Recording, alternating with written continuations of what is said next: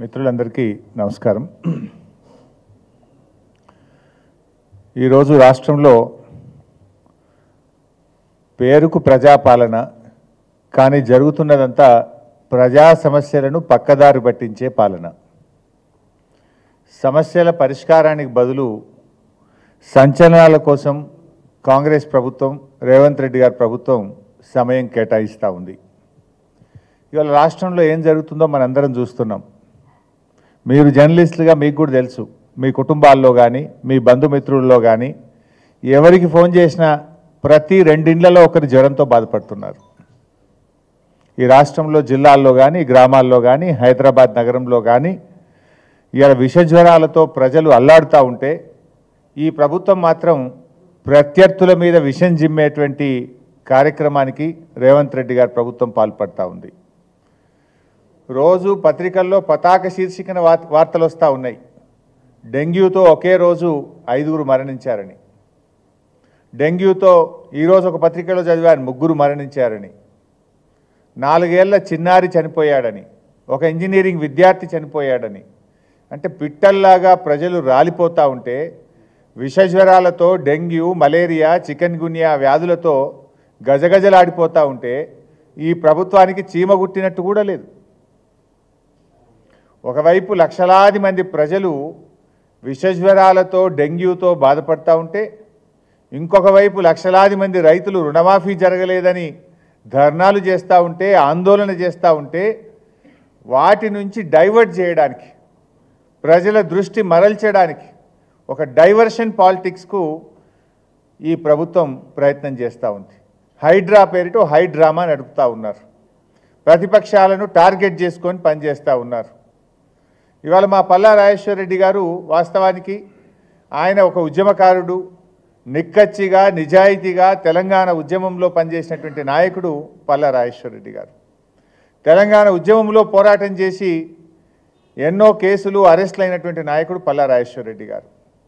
ఆయన ఆనాడు ఉద్యమంలోనైనా, మొన్నటి ప్రభుత్వంలోనైనా, నేడు ప్రతిపక్షంలోనైనా ప్రజల పక్షాన ఒక నిబద్ధత కలిగిన, నిజాయితీ కలిగిన ప్రజాప్రతినిధిగా, ఒక కార్యకర్తగా, ఒక ఉద్యమ నాయకుడిగా పనిచేసినటువంటి నాయకుడు పల్లా రాజేశ్వర రెడ్డి గారు. కానీ ఇలా రేవంత్ రెడ్డి గారు కొంతమందిని టార్గెట్ పెట్టుకొని ఇలా ఆయన పార్టీలో చేరాలి, అయితే కండువా కప్పుకోండి, లేకపోతే మిమ్మల్ని ఇబ్బంది పెడతాం, మీ మీద అక్రమ కేసులు పెడతాం, మీ ఆస్తులు కూల్చేస్తాం అనే ధోరణితో ఇలా రేవంత్ రెడ్డి గారు ప్రభుత్వం పనిచేస్తూ ఉంది. మనకు కనబడతలేదా? పటాన్చెరు ఎమ్మెల్యే మహిపాల్ రెడ్డి గారి మీద అక్రమ మైనింగ్ కేసులు పెట్టి నువ్వు 300 కోట్ల ఫైన్లు వేసి ఆయనను నానా ఇబ్బందులు పెట్టి ఇప్పుడు కండువా కప్పినం అయిపోయింది. కండువా కప్పంగానే మైనింగ్ కేసు అటకెక్కింది, కేసులు మూలకపడ్డాయా లేవా? అదే రకంగా నువ్వు పల్లా రాజేశ్వర రెడ్డి గారి మీద ఒత్తిడి చేస్తున్నావు, పల్లా రాజేశ్వర రెడ్డి గారిని ఇబ్బంది పెట్టాలని చూస్తున్నావు. కానీ ఆయన నిక్కచ్చిగా నిజాయితీ కలిగిన, నిబద్ధత కలిగిన నాయకుడు కనుక ఇవాళ ఆయన మీద ఎన్ని కేసులు? పల్లా రాజేశ్వర రెడ్డి గారి మీద ఈ ప్రభుత్వం వచ్చిన తర్వాత ఇప్పటి వరకు 6 కేసులు పెట్టినారు. చివరికి ఆయన భార్య మీద, ఆయన పిల్లల మీద కూడా అక్రమ కేసులు పెట్టినారు.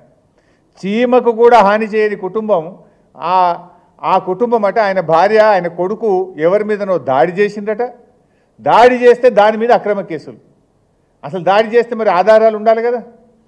ఏదో ఒక రకంగా మానసికంగా ఇబ్బంది పెట్టాలి, పొలిటికల్గా ఇబ్బంది పెట్టాలి, ఆర్థికంగా ఇబ్బంది పెట్టాలి అని రకరకాల కుట్రలకు రేవంత్ రెడ్డి గారి ప్రభుత్వం ఇవాళ ప్రయత్నం చేస్తూ ఉంది. అదేవిధంగా ఈ మధ్య హైడ్రాతో ఓ న్యాయం లేకుండా ఓ నోటీస్ ఇచ్చి నిజానిజాలు తెలుసుకొని తప్పుంటే కొట్టండి, వి సపోర్ట్. అంతెందుకు, పల్లా రాజేశ్వర రెడ్డి గారి కాలేజీలో చెరువు భూమి కానీ ప్రభుత్వ భూమి కానీ 1 ఇంచ్ ఉన్నా చెప్పండి, రాజేశ్వర రెడ్డి గారు 24 గంటలు కొట్టేస్తారు.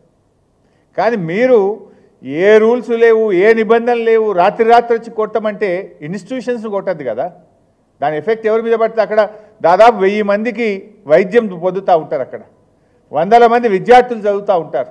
ఆ ఇన్స్టిట్యూట్లను కొట్టి రాజకీయంగా పల్లాను ఎదుర్కోలేక ఆర్థికంగా ఆయన దెబ్బ కొట్టడం ఇది సరి అయినటువంటిది కాదు. ఇవాళ పల్లా గారి కాలేజ్ విషయంలో చూస్తే ఆయన మెడికల్ కాలేజ్ నిర్మాణం జరిగిన సర్వే నంబర్ 813/P 796/Pకి సంబంధించిన భూమి అది వ్యవసాయ భూమి నుంచి వ్యవసాయేతర భూమిగా కన్వర్ట్ చేస్తూ ప్రభుత్వం ఇచ్చినటువంటి ఉత్తర్వు ఇది. ఎప్పుడు 30/4/2018లో అగ్రికల్చర్ నుంచి నాన్ అగ్రికల్చర్కు ఇది కన్వర్షన్ చేసినారు. చేసినప్పుడు అన్నీ చూసే చేస్తారు కదా, అందులో శిఖం భూమి ఉన్నా FTL భూమి ఉంటే చేయరు కదా. When it is converted from agriculture to non agriculture అవన్నీ ఉన్నాయా లేవా చూసుకొనే చేస్తారు. Number 1.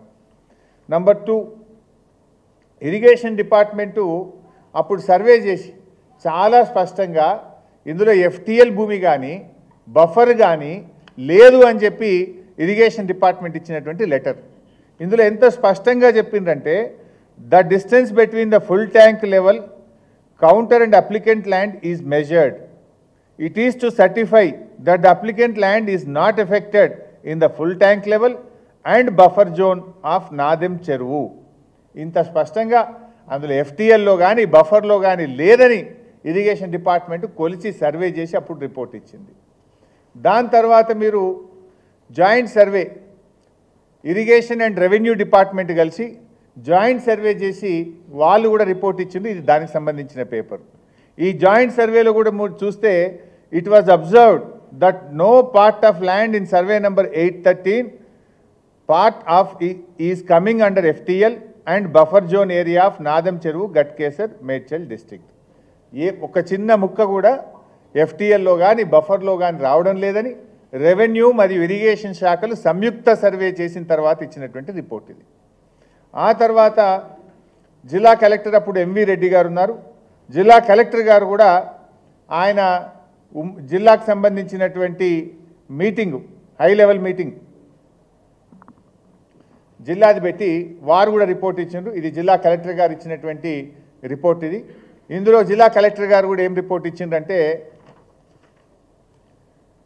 In this regard it is to inform that NOC is considered for survey number 813 by part at measuring 6 acres 20 guntas of Korremula village Gatkesar Mandal. అంటే ఈ district level కమిటీలో కూడా అందరూ ఆఫీసర్లు కూర్చొని సర్వే చేసి ఇక్కడ ఎలాంటి FTL కానీ బఫర్ భూమి లేదని ఆయన NOC కూడా జిల్లా కలెక్టర్ గారు అప్పుడు ఇచ్చినటువంటి పేపర్ ఇది. ఆ తర్వాత HMDA కాలేజీ కట్టేటప్పుడు HMDAకి వెళ్ళి HMDAలో కూడా పర్మిషన్ తీసుకున్నారు. ఆ పర్మిషన్లో కూడా సెల్లార్ ప్లస్ 6 అప్పర్ ఫ్లోర్స్కు స్పష్టంగా ఇది HMDA పర్మిషన్. HMDA పర్మిషన్తోనే కాలేజీ నిర్మాణం కూడా చేయడం జరిగింది. అంటే ఈరోజు ఇరిగేషన్ డిపార్ట్మెంట్ పర్మిషన్ ఉంది, రెవెన్యూ డిపార్ట్మెంట్ నాలా కన్వర్షన్ చేసింది, డిస్ట్రిక్ట్ హై లెవెల్ కమిటీ మీటింగ్లో జిల్లా కలెక్టర్ గారు NOC ఇచ్చిండ్రు, HMDA పర్మిషన్ ఉంది. ఇంత స్పష్టంగా ఉన్న తర్వాత ఇవాళ మీరు ఆయన మీద ఉద్దేశపూర్వకంగా ఈ కుట్రలు చేసి దాడి చేయాలని ప్రయత్నం చేయడం అనేటువంటిది ఇది కేవలం రాజకీయంగా జరుగుతున్న కుట్ర తప్ప ఇంకోటి లేదు. మేము అడుగుతున్నాం, మీరు రండి, జర్నలిస్టులు రండి, మొత్తం మీడియా సమక్షంలో రెవెన్యూ డిపార్ట్మెంటు ఇరిగేషన్ డిపార్ట్మెంట్ వచ్చి ఫిజికల్గా కొలవండి, అక్కడ మెజర్ చేయండి, ఈ రికార్డులన్నీ పరిశీలించండి. 1 ఇంచ్ ఉన్నా పల్లా రాజేశ్వర రెడ్డి గారు తానే కొట్టేయడానికి సిద్ధంగా ఉన్నాడు. ఆ రోజు చెరువు మత్తడి దుంకేటప్పుడు FTL ఎక్కడ దాకుందో చూసి మత్తడి దుంకేటప్పుడు FTLను గుర్తించి దాని నుంచి బఫర్ జోన్ కూడా కొలిచి ఆ రోజు NOC ఇచ్చిండ్రు. ఇంత స్పష్టంగా ఆధారాలు ఉన్న తర్వాత ఇవాళ పల్లా గారి మీద ఈ రకంగా చేయడం అనేటువంటిది మంచిది కాదు. నేను అధికారులను కూడా కోరుతా ఉన్నా, ఇవాళ ప్రభుత్వాలు ఎవరు శాశ్వతం కాదు, మీరు అత్యుత్సాహంగా బురద జల్లడం చేయకండి, నిజంగా ఉంటే చేయండి. మేమేమి హైడ్రాకు వ్యతిరేకం కాదు, అక్రమ కట్టడాలను ఖచ్చితంగా కొట్టాల్సిందే, దాన్ని మేమేం సమర్థించం, ఎక్కడ కూడా ఈ అక్రమాలను మేము సమర్థించం. కానీ టార్గెటెడ్గా పొలిటికల్గా రాజకీయ ప్రేరితమైనటువంటి దాంట్లో అధికారులు అత్యుత్సాహాన్ని ప్రదర్శించొద్దు. దయచేసి డాక్యుమెంట్స్ అన్ని పరిశీలించండి, న్యాయాన్ని గుర్తించండి, అన్నీ చేసిన తర్వాత నోటీస్ ఇచ్చి పద్ధతిలో చేయండి ఏదైనా చేస్తే. కానీ అధికారం ఉంది కదా అని వాళ్ళు చెప్పింది కదా అని రాత్రికి రాత్రి చేసి బుల్డోజింగ్ పద్ధతిని చేయకూడదని చెప్పి మేము అధికారులకు కూడా ఈ సందర్భంగా చెప్తా ఉన్నాం. ఎందుకంటే రాజకీయంగా అంటే పల్లా రాజేశ్వర రెడ్డి గారు కొట్లాడతాం, బీఆర్ఎస్ పార్టీ మేము అందరం కొట్లాడతాం. కానీ రాజకీయంగా ఉన్నటువంటి కక్షను అటు విద్యా సంస్థల మీదనో ఆసుపత్రుల మీదనో మనం చేయడం సరియైంది కాదు. రాజకీయ కక్షలకు ఆసుపత్రులు విద్యా సంస్థలు కేంద్రం కాకూడదు అని చెప్పి నేను ఈ సందర్భంగా ప్రభుత్వానికి తెలియజేస్తా ఉన్నా. ఎందుకంటే ఇక్కడ ఇంకో విషయం కూడా ఉంది. ఇప్పుడు ఇది ఒక్క విషయమే కాదు, ఇంత స్పష్టంగా కనబడుతుందంటే రాజేశ్వర్ రెడ్డి గారి మీద 6 కేసులు పెట్టిండ్రు ఆ కుటుంబం మీద. ఆ కేసులు కూడా ఎట్లంటే అసెంబ్లీ ఎలక్షన్స్ అప్పుడట రాజేశ్వర్ రెడ్డి గారు కండువా వేసుకొని పోలింగ్ కేంద్రంలోకి పోయిండ్రని కేసు పెట్టిండ్రు. ఎప్పుడు పెట్టిండ్రు కేసు?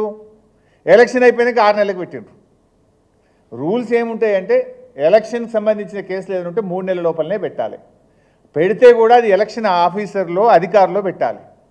రాజేశ్వర్ రెడ్డి గారి చేతిలో ఓడిపోయిన వ్యక్తి 6 నెలల తర్వాత దరఖాస్తు ఇస్తాడు, దాని మీద కేసు రిజిస్టర్ చేస్తాడు. ఇట్లా ఈ రకమైనటువంటి అక్రమ కేసులు ఆయన మీద ఒక 6 కేసులు పెట్టిండ్రు. అంతేకాకుండా ఈ రాష్ట్రంలో మరో దుర్మార్గమైనటువంటి విషయం ఏంటంటే కేవలం మా పార్టీ ఎమ్మెల్యేలు పల్లా రాజేశ్వర్ రెడ్డి గారు, మరి రాజశేఖర్ రెడ్డి గారు, మల్లారెడ్డి గారు, వారి తమ్ముడు, ఈ 4-5 కాలేజీలు తప్ప రాష్ట్రంలోని అన్ని ఇంజనీరింగ్ కాలేజీలకు సీట్లు పెంచిండ్రు. 99% కాలేజీలకు సీట్లు పెంచిండ్రు.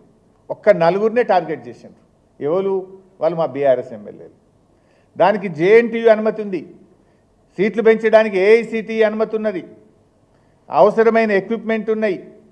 ఈవెన్ హైకోర్టు కూడా డైరెక్షన్ ఇచ్చింది.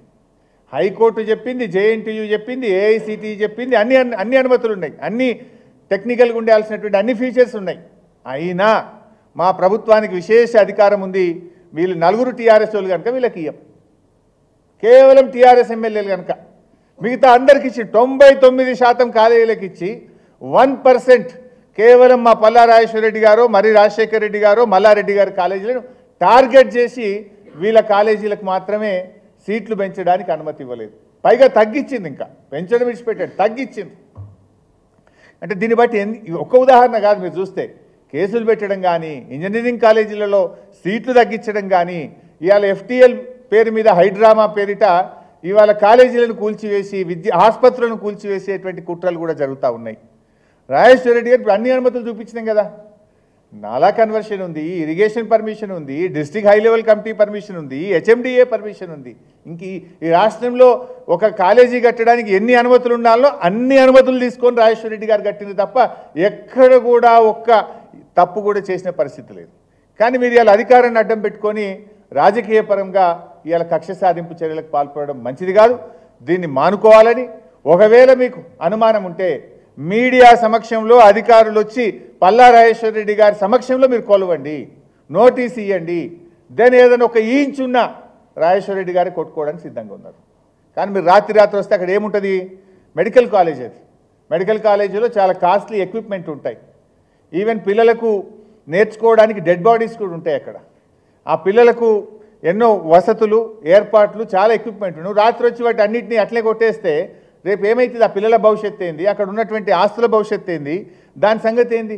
అంటే వీళ్ళు ఏంటంటే ఉద్దేశపూర్వకంగా ఇబ్బంది పెట్టాలనేటువంటి ఒక ప్రయత్నానికి పాల్పడుతున్నారు కనుక ప్రజలకు ఈ విషయం తెలవాలి కనుక, ఈ కుట్ర ప్రజలకు అర్థం కావాలి కనుక అధికారులు కూడా అర్థం చేసుకోవాలని, ప్రభుత్వం కూడా ఈ కక్ష సాధింపు చర్యలు మానుకోవాలని చెప్పి మేము చెప్తా ఉన్నాం. ఎలా మీరు ఆలోచించండి. నేను మీడియాను కూడా కోరుతా ఉన్నా. మనకు మీడియాలో నేనంతా హైడ్రా తప్ప ఇంకోటి కనబడతలేదు. ఓకే, హైడ్రా చూడండి, తప్పులుంటే శిక్షించండి, మేము కాదను. లక్షల మంది ప్రజలు విషజ్వరాలతో బాధపడుతున్నారు. ప్రభుత్వ ఆసుపత్రుల్లో బెడ్స్ దొరుకుతలేవు. ఒక్కొక్క బెడ్ మీద ఇద్దరు ముగ్గురు పేషెంట్లను పెట్టినారు. ముగ్గురు పేషెంట్లు ఉన్నారు ఒక్కొక్క బెడ్ మీద. చివరికి మాకేం ఫోన్లు వస్తున్నాయంటే ప్రైవేట్ హాస్పిటల్లో బెడ్ దొరకలేదన్నా జర్రాగా ప్రైవేట్ హాస్పిటల్కి ఫోన్ చేసి ఒక అడ్మిషన్ ఇప్పియవా? ఆ పరిస్థితి వచ్చింది రాష్ట్రంలో. ఇవాళ 36% డెంగ్యూ కేసులు పెరిగినాయి. గత సంవత్సరం కంటే ఈ సంవత్సరం 36% డెంగ్యూ కేసులు పెరిగినాయి. ఈరోజు ప్రభుత్వ లెక్కల ప్రకారమే 5200 డెంగ్యూ కేసులు, పాజిటివ్ కేసులు ఈ రాష్ట్రంలో ఉన్నాయి. ప్రభుత్వేతర లెక్కలు ఇంకా చాలామంది లెక్కల్లోకి రాని వాళ్ళు ఎంతోమంది ఉన్నారు. కొన్ని వేల మంది ప్రజలు ఇలా డెంగ్యూతో బాధపడుతున్నారు. కొన్ని వేల మంది చికెన్ గున్యాతో బాధపడుతున్నారు. కొన్ని వేల మంది బాధపడుతున్నారు. నిన్నేదో పనుండి నేను కౌన్సిల్ చైర్మన్ గారికి ఫోన్ చేస్తే చికెన్ గున్యా వచ్చింది బైసాబ్, హాస్పిటల్లో జాయిన్ అయినా అన్నాడు మన కౌన్సిల్ చైర్మన్ గారు. అంటే ఇట్లా ఎవరిని మాట్లాడించినా ఆసుపత్రుల్లో ఇబ్బంది పడుతున్నటువంటి పరిస్థితి ఉన్నది ఈరోజు. దాని మీద ఒక రివ్యూ చేసిందా ఈ ప్రభుత్వం? ఇంతమంది ప్రజలు, మీరు ఏ పత్రికనే తీసుకోండి బైసాబ్, ప్రతి పత్రికలో నేను చూస్తున్నా, అయితే ఫ్రంట్ పేజో లోపల పేజో కానీ వార్తలు ఉన్నాయి ప్రజలు విషజ్వరాలతో బాధపడుతున్నారని. ఇలా ప్రభుత్వ ఆసుపత్రుల్లో మందులు లేవు బై సాబ్. లాస్ట్కి పోతే ఉస్మానియా ఆసుపత్రి ప్రాంగణంలో 3 ప్రైవేట్ మెడికల్ షాపుల్లో విపరీతంగా ప్రజలు ఇలా మందులు కొనుక్కునేటువంటి పరిస్థితి. గాంధీ ఆసుపత్రిలో ఏ మెడిసిన్స్, సింపుల్ మెడిసిన్స్, క్లోరోమోజల్, నాక్ 40 mg, glycomet, fluconazole, paracetamol liquid 10 mg, అటినాస్ 10 mg, సారావెట్ క్రీమ్, ఆయింట్మెంట్, అమెక్సోక్లిప్, పెంటాష్ డిజైన్, కాళ్ళ నొప్పులు కీళ్ళ నొప్పుల మందులు, ఈ మందులు లేవు దవాఖానలో. అసలు మందు ప్రభుత్వ ఆసుపత్రుల్లో మందులే లేవు. బయటకు రాసే పరిస్థితి వచ్చింది. మీరు రివ్యూ చేయాల్సింది ఏంది? ప్రజల ఆరోగ్యం కంటే ముఖ్యమైనది ఏంటిది? ఇవాళ ఎక్కడ చూసినా రాష్ట్రంలో పూర్తిగా పారిశుద్ధ్యం పడకేసింది. గ్రామాల్లో కానీ మున్సిపాలిటీల్లో ఎక్కడ కూడా చెత్త ఎత్తే పరిస్థితే లేదు. జిహెచ్ఎంసీ కమిషనరే చెప్తుంది కదా, నా ఇంట్లోనే 3 రోజులు చెత్త ఎత్తలేరని. ఇక ప్రజలు కూడా పట్టించుకోవాలి. అసలు చెత్త ఎత్తే పరిస్థితి లేదు. గందరగోళం అయిపోయింది. పారిశుద్ధ్యం మొత్తం కూడా అస్తవ్యస్తంగా మారిపోయింది రాష్ట్రం. జ్వరాలతోని రాష్ట్రం అంతా కూడా అతలకుతలం అవుతూ ఉంటే ఈ ప్రభుత్వానికి చీమ కుట్టినట్లేదు, దున్నపోతు మీద వానబడ్డట్టున్నది. అనేక సార్లు నేను చెప్తూనే ఉన్నా, కనీసం ఒక రివ్యూ చేసిందో, డ్రై డే పాటించడమో, దోమల్ని చంపడానికి చేయాల్సినటువంటి కార్యక్రమాలు చేయడమో, అసలు ప్రభుత్వ యంత్రాంగంలో ఎక్కడ కూడా ఒక కార్యక్రమం తీసుకున్నటువంటి పరిస్థితి లేదు. హెల్త్ ఎమర్జెన్సీ సిచ్యువేషన్ ఉంది ఈరోజు రాష్ట్రంలో. హెల్త్ ఎమర్జెన్సీ ప్రకటించి ఒక యుద్ధ ప్రాతిపదికన ఒక డ్రైవ్ తీసుకోవాల్సినటువంటి పరిస్థితి ఉన్నది.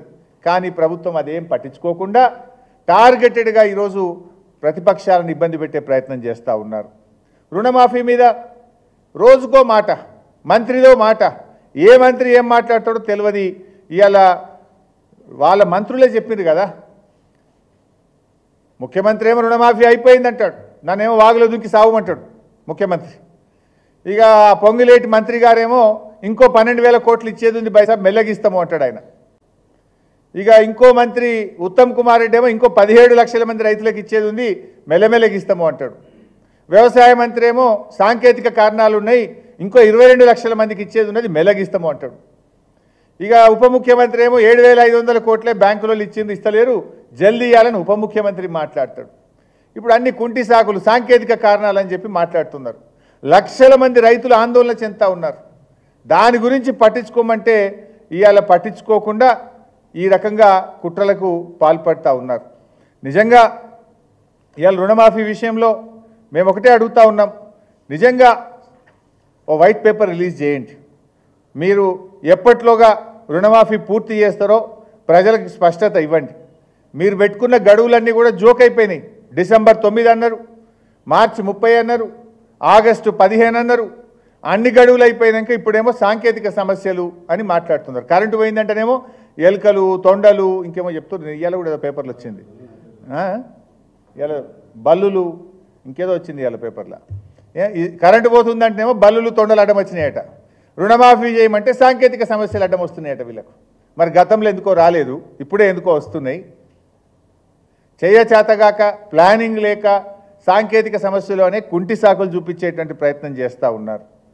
ఇవాళ రుణమాఫీ అని చెప్పి రైతులందరూ రోడ్ల మీదకి వస్తుంటే కళ్ళబొల్లి కబర్లు చెప్తుంది. నిన్న ఆర్మూర్లో ఎంత పెద్ద ఎత్తున ఏ రాజకీయ పార్టీ చేయలేదు, రైతులే, రైతు సంఘాలే స్వచ్ఛందంగా రోడ్డు మీదకి వచ్చి నిజామాబాద్ జిల్లా ఆర్మూర్లో పెద్ద ఎత్తున రుణమాఫీ జరగలేదని రోడ్ల మీదకి వచ్చిన పరిస్థితి. దానికి సమాధానం చెప్పండి, దాని మీద రివ్యూ చేయండి.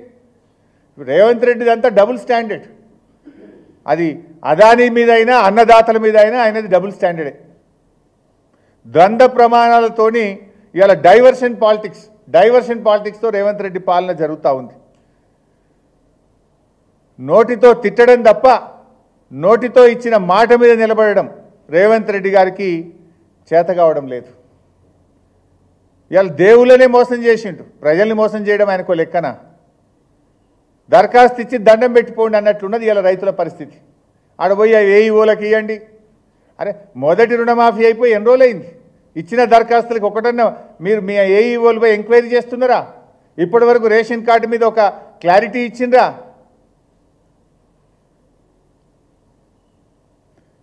నేను ఒకటే కోరుతున్నా, ఇవాళ డైవర్షన్ పాలిటిక్స్ను పక్కన పెట్టండి.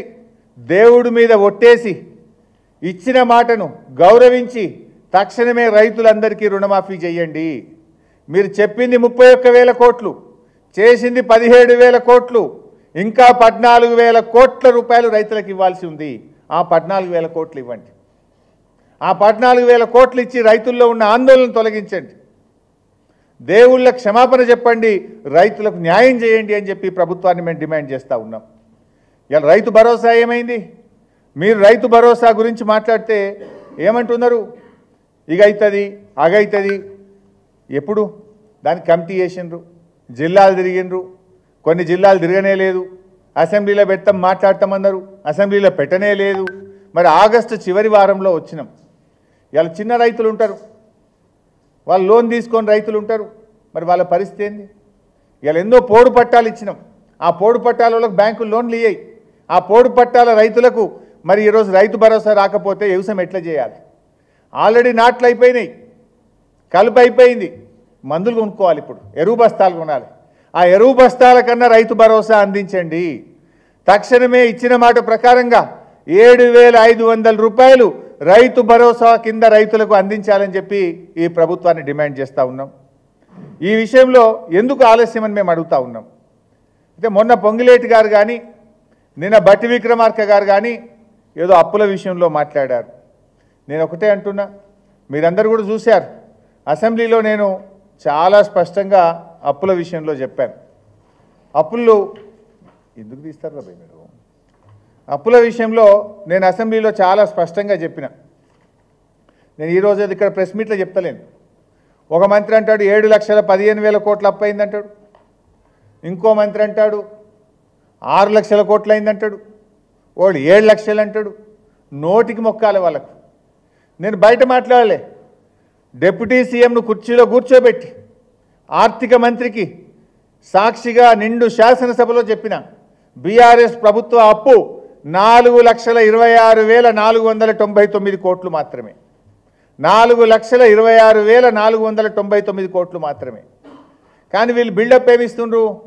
మొన్న పొంగిలేటి గారు 7,15,000 కోట్ల అప్పు ఉండే అయినా చాలా కష్టపడి రుణమాఫీ చేసినామంటాడు. అది సగం కూడా కాదు. మేము చేయలేదా? 72,000 కోట్ల రూపాయలు రైతు బంధు ఇచ్చాం, 30,000 కోట్ల రూపాయలు రుణమాఫీ కింద ఇచ్చాం, రైతు బీమాకు 10,000 కోట్ల రూపాయలు ఖర్చు పెట్టాం. ఇవన్నీ మేము చేసినవి కావా? ఆస్తుల కల్పన చేసినాం. రైతులకు అనేక వర్గాలకు ప్రభుత్వం సహాయాన్ని కూడా అందించింది. కానీ మీరు ఇలా అప్పుల పేరు చెప్పి తప్పించుకునే ప్రయత్నం చేస్తున్నారు. నిన్న కేంద్ర ఆర్థిక మంత్రిని కలిసిన తర్వాత ఉప ముఖ్యమంత్రి ఆర్థిక మంత్రి నిన్న మాట్లాడుతూ బీఆర్ఎస్ ప్రభుత్వం అప్పులు బాగా చేసిందని చెప్పే ప్రయత్నం చేసిండ్రు. నేను ఆ వివరాలన్నీ కూడా చెప్పిన. కరోనా వల్ల కేంద్రమే కొన్ని సందర్భాల్లో అప్పు తీసుకోండి, క్యాపిటల్ ఎక్స్పెండిచర్ చేయమని చెప్పిన విషయాన్ని చెప్పిన. ఆర్థిక సంఘం ఇవ్వాల్సిన డబ్బులు గ్రాంట్గా రావాల్సింది ఇవ్వకుండా అప్పు తీసుకోమని కేంద్రం ఎట్లా చెప్పిందో చెప్పిన. అన్నీ కలిపితే కూడా 4,26,000 కోట్లు. కానీ దాన్ని మీరు తిమ్మిని బమ్మించేసి రాష్ట్ర ప్రభుత్వానికి సంబంధం లేనిది కూడా కలిపి దాన్ని 6,71,000 అని చెప్పి దాన్ని 7 అంటాడు, ఇంకోటి 7-10 అని అంటాడు. మొక్కాల మీ నోటికి. అయితే నిన్న ఉప ముఖ్యమంత్రి గారు అంటాడు ప్రభుత్వ జీతాల కంటే మిత్తిలకే ఎక్కువైతుంది అంటున్నాడు. నేను ఛాలెంజ్ చేస్తున్నా, మీరు కట్టే నెల నెల ఇచ్చే ప్రభుత్వ జీతాలు ఎంత, మిత్తి ఎంతనో బయటపెట్టు. మిత్తికి ఎక్కువైతుంది, మిత్తికి ఎక్కువైతుందని అబద్ధాలు ప్రచారం చేస్తున్నారు. ప్రభుత్వం నెలకిచ్చే జీతాలు ఎంత, కడుతున్న వడ్డీ ఎంత చెప్పు. నువ్వు వైట్ పేపర్ రిలీజ్ చేయి. కమాన్, ఐఎమ్ రెడీ ఫర్ డిస్కషన్. ఈ రకంగా మీరు ఆ రోజు అలవిగాని హామీలు ఇచ్చి మీకు చేతగాక ఇచ్చిన మాట నిలుపుకోలేక గత ప్రభుత్వం మీద బురద జల్తామంటే మేము ఊరుకోం. మొన్న నేను అసెంబ్లీలో క్వశ్చన్ వేసిన, ఇది నాకు డిస్కషన్కి రాలేదు, వ్రాతపూర్వకమైన సమాధానం వచ్చింది. మీరు కార్పొరేషన్లో అప్పులు ఎన్ని తీసుకున్నారు, ఏ కార్పొరేషన్ ఎంత అప్పు తీసుకున్నది? ఇదేమో రిజర్వ్ బ్యాంక్ ఆఫ్ ఇండియా రాష్ట్ర ప్రభుత్వం తీసుకున్న అప్పుల వివరాలు. ఇది వెబ్సైట్లో ఉంటుంది, మీరు కూడా చూడొచ్చు. అందరు it's open document, public document. 8 నెలల్లో రేవంత్ రెడ్డి గారు ప్రభుత్వం చేసిన అప్పు ఎంత పైసా? 65,000 కోట్లు. 8 నెలల కాంగ్రెస్ ప్రభుత్వం చేసిన అప్పు 65,000 కోట్లు. అంటే నెలకు రమారమి ఎంత? 8,125 కోట్లు. ఒక నెలకు 8,125 కోట్లు. అంటే నువ్వు 5 ఏళ్లలో చేసే అప్పు ఎంతనట్టు ఈ లెక్కన యావరేజ్గా 5 ఏళ్లలో 5 × 12 × 8,100 25 అంటే 4,87,500 కోట్లు అప్పు చేయబోతున్నావు నువ్వు 5 ఏళ్లలో 4,87,500 10 ఏళ్లలో మేము చేసింది 4,26,000 కానీ ఇప్పటి వరకు నువ్వు 8 నెలల్లో తీసుకున్న అప్పును తీసుకొని యావరేజ్ చేస్తే 5 ఏళ్లలో నువ్వు చేయబోతున్న అప్పు 4,87,000 నువ్వు అప్పుల గురించి మాట్లాడే హక్కు నీకుందా అని అడుగుతున్నా ఇవాళ ఎఫ్ఆర్బిఎం కింద 42,118 కోట్ల అప్పు చేసిండ్రు వివిధ కార్పొరేషన్ల నుంచి 22,840 కోట్ల అప్పు చేసిండ్రు అంటే 65,000 కోట్ల రూపాయలు అప్పు చేసింది ఇవాళ కాంగ్రెస్ ప్రభుత్వం చేసింది ఏందయ్యా అంటే 2 నెలల నుంచి ఆసరా పెన్షన్ రాలేదు రైతు భరోసా డబ్బులు 3 నెలలైనా ఇంతవరకు రాలేదు ఫీజు రియంబర్స్మెంట్కు 1 పైసా ఇచ్చింది లేదు పాపం ఎస్సీ ఎస్టీ పిల్లలు ప్రైవేట్ స్కూళ్ళలో చదువుకునేటువంటి పథకం దానికి ఈరోజు 1 రూపాయి ఇచ్చినటువంటి పరిస్థితి లేదు సంక్షేమ హాస్టళ్లలో పనిచేస్తున్నటువంటి కార్మికులకు 8 నెలల నుంచి జీతాలు ఇచ్చిన పరిస్థితి లేదు పరిపాలన అంతా అస్తవ్యస్తం చేసిండ్రు గ్రామ పంచాయతీలకు మున్సిపాలిటీలకు నయా పైసా కూడా మీరు ఇచ్చినటువంటి పరిస్థితి లేదు గ్రామ పంచాయతీలు కూనరిల్లిపోతూ ఉన్నాయి చివరికి పంచాయతీ సెక్రటరీలు మేము మాస్ లీవ్ పెడతాము మాతో అయితలేదు అని చెప్పి పంచాయతీ సెక్రటరీలు మాస్ లీవ్ అప్లై చేస్తున్నారు ఎందుకు మీరు 1 రూపాయి ఇవ్వకపోతే బ్లీచింగ్ పౌడర్కో దోమల మందుకో గడ్డి మందుకో బుగ్గలు పోతే బుగ్గలు వేయడానికో ట్రాక్టర్ల డీజిల్కో సఫాయి కార్మికుల జీతాలకు తమ సొంత డబ్బుల నుంచి పెట్టి 1,00,000 2 లక్షలు అప్పు అయిపోయి ఇక మేము పెట్టలేము మా అప్పులు ఎక్కువైపోయినాయి ఈ ఉద్యోగం మేము చేయలేము అని మాస్ లీవ్లో ఉద్యోగులు పోయే పరిస్థితి వచ్చింది దాని సంగతి మాట్లాడరు 5 డిఏలు పెండింగ్లో ఉన్న ప్రభుత్వ ఉద్యోగులకు 1 డిఏ ఇయ్యలే మీరేం చెప్పిన ఆ రోజు రాగానే మా ప్రభుత్వం రాగానే డిఏలు ఇస్తామన్నారు 9 నెలలైంది 1 డిఏ ఇయ్యలేదు తక్షణమే ఉద్యోగస్తులకు 5 డిఏలు పెండింగ్లో ఉన్నాయి వాటిని రిలీజ్ చేయాలని చెప్పి మేము డిమాండ్ చేస్తున్నాం ఉద్యోగుల గురించి మాట్లాడవు గొర్రెలకేం చెప్పిన మీరు 100 రోజుల్లో 2వ విడత గొర్రెల పంపిణీ చేస్తామన్నారు దాని ముచ్చటనే లేదు ఇప్పటిదాకా 100 రోజులు అయిపోయి 300 రోజులకు వచ్చాయి గొర్రెల పంపిణీ అటకెక్కిస్తుంది చేప పిల్లలు ఇస్తుండ్రా ఇలా వర్షాలు పడ్డాయి చెరువులలో నీళ్ళు వచ్చినాయి ఈ పాటికి చేపలు వంచాలి చేప పిల్లలు వేయాలి కానీ ఇంతవరకు చేప పిల్లలు చెరువులలో వేసేటువంటి పరిస్థితి లేదు ప్రభుత్వ దవాఖానలలో పోతే మందులు లేవు హాస్టళ్లలో పోతే ఎలుకలు కొరుకుతున్నాయి పిల్లలకు అందరికీ విషజ్వరాలు ఆహారం సరిగా లేక ఆసుపత్రుల పాలవుతున్నారు ఇలా సంక్షేమ హాస్టళ్లలో ఉండేటువంటి పిల్లలు దాన్ని మీరు పట్టించుకున్న పరిస్థితి లేదు అంటే సమస్యల వలయంలో రాష్ట్రం ఉంటే మీరు మాత్రం రాజకీయ కుట్రలకు ఢిల్లీ పర్యటనలకు పరిమితమవుతున్నారు ఇప్పుడు మీరు 20 సార్లు ఢిల్లీ పోతురి 2 సార్లు ఫారిన్ పోతురి నెల రోజులు ఫారిన్లో వాయ్ నెల రోజులు ఢిల్లీలోనే వాయ్ పాలనకు తక్కువ ప్రతిపక్షాల మీద కక్షలకు ఎక్కువ కుట్రలకు ఎక్కువ ఈ రకంగా ఇలా పల్లారాజేశ్వర రెడ్డి గారి మీద ఒక కుట్ర ఇది ఇలా పథకం ప్రకారంగా ఆయనను వేధించేటువంటి ప్రయత్నం చేస్తున్నారు నేను మళ్ళీ ప్రభుత్వానికి అప్పీల్ చేస్తున్నాం మీడియా సమక్షంలో అధికారుల సమక్షంలో ఆయనకిచ్చిన అన్ని అనుమతులు పరిశీలించండి రూల్ ఫాలో కండి నిన్న హైకోర్టు కూడా చెప్పింది ఫాలో ద డ్యూ ప్రొసీజర్ అని హైకోర్టు కూడా రాష్ట్ర సర్వోన్నత న్యాయస్థానం చెప్పింది రూల్స్ ఫాలో కండి సర్వోన్నత న్యాయస్థానం చెప్పిన ప్రకారంగా జాయింట్ సర్వే వారి సమక్షంలో చేయండి న్యాయం ఏ రకంగా ఉంటే దానికి మేము కట్టుబడి ఉంటాం కానీ ఉద్దేశపూర్వకంగా రాత్రి వచ్చి ప్రతిపక్షాలే మీరు దాడి చేస్తాము మేము కొట్టిపడేస్తాము అంటే ఇది మంచి పద్ధతి కాదు ప్రజలు క్షమించరు ఇది ప్రజాస్వామ్యానికి మంచిది కాదు రాజకీయ కుట్రలకు ఆసుపత్రులు కాలేజీలు విద్యా సంస్థలు మరి దానికి కేంద్రం కావద్దు అని చెప్పి ప్రభుత్వానికి హితవు పలుకుతా ఉన్నాం థ్యాంక్ యూ